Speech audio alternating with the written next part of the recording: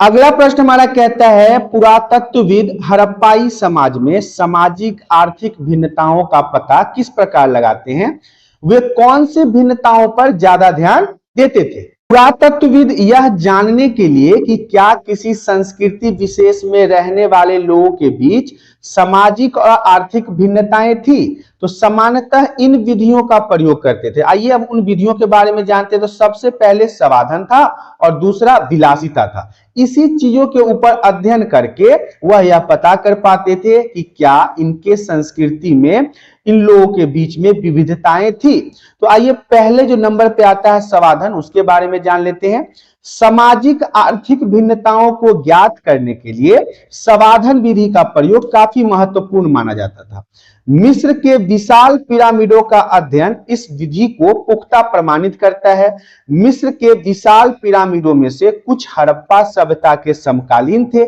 इसमें से कई पिरामिड राजकीय समाधान थे, जो राजाओं की तरह इनको मिट्टी में गाड़ा जाता था। इसके अलावा जहां बहुत बड़ी मात्रा में इनको धन और संपत्ति भी प्राप्त हुई थी। हड़प्पा स्थलों से मिले समाधानों में आमतौर पर मृतकों को गतों में दफनाया जाता था।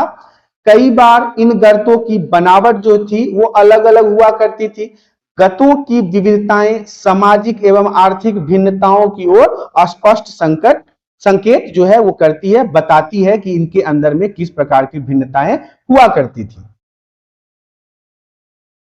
कुछ कब्रों की खुदाई से मृत भांड और आभूषण प्राप्त हुए हैं, जो मरणोपरांत उपयोग के लिए रखे जाते थे। इस प्रकार के समाधान संभवतः एक ऐसी मान्यता की ओर संकेत करते हैं जिसमें वर्ग के अनुसार कब्रों में सामग्री रखी जाती थी। पुरुषों और महिलाओं दोनों के समाधानों से आभूषण प्राप्त हुए हैं। 1980 के दशक में मध्य में हड़प्पा के कब्रिस्तान में हुए उत्खनन मतलब खुदाई से पुरुष की खोपड़ी के समीप शंख के 3 छल्ले और जैस्पर के मनके तथा सैकड़ों की संख्या में सूक्ष्म मनकों से बना एक आभूषण भी मिला है। कहीं कहीं पर मृतकों को तांबे के दर्पणों के साथ दफनाया जाता था। सब समान रूप से उत्तर दक्षिण दिशा में रखकर दफनाए जाते थे। हड़प्पा में मृतकों की अंतिम संस्कार की सबसे ज्यादा प्रचलित जो थी वो था उनको दफनाना। कुल मिलाकर ऐसा लगता है कि हड़प्पा सभ्यता के निवासियों का मृतकों के साथ बहुमूल्य वस्तु दफनाने में विश्वास नहीं था। वो महंगी महंगी वस्तुओं को नहीं दफनाते थे। तो ये तो समाधान था। अब हम विलासिता के बारे में जान लेते हैं।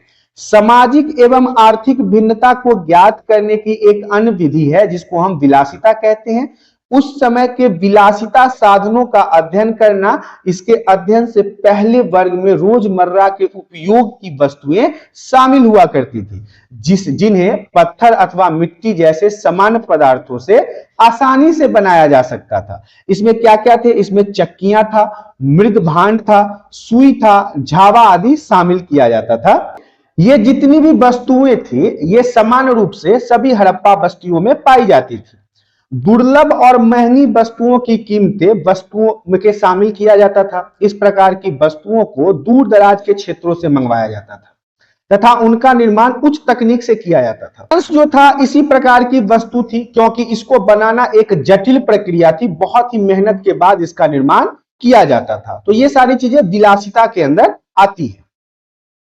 यदि हम पूरा वस्तुओं की जानकारी का अध्ययन करें तो हम पाते हैं कि महंगे पदार्थों से बनी दुर्लभ वस्तुएं सामान्यतः मोहनजोदड़ो और हड़प्पा जैसी बड़ी बस्तियों में केंद्रित थी, और छोटी वस्तुओं में मतलब बस्ती जहां पे लोग रहते थे उसमें यह बिरले से मिलती थी, मतलब ना के बराबर मिलती थी।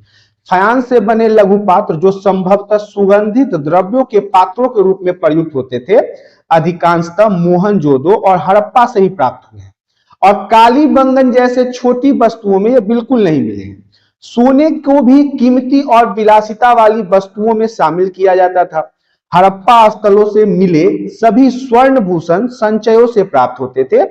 विलासिता का समान मुख्य रूप से मोहनजोदड़ो से मिला है, जिससे यह प्रमाणित होता है कि हड़प्पा कालीन यह बस्ती अन्य हड़प्पा शहरों से ज्यादा विकसित थी। इसके विपरीत साधारण वस्तुएं हड़प्पा नगर से अधिक प्राप्त हुए हैं।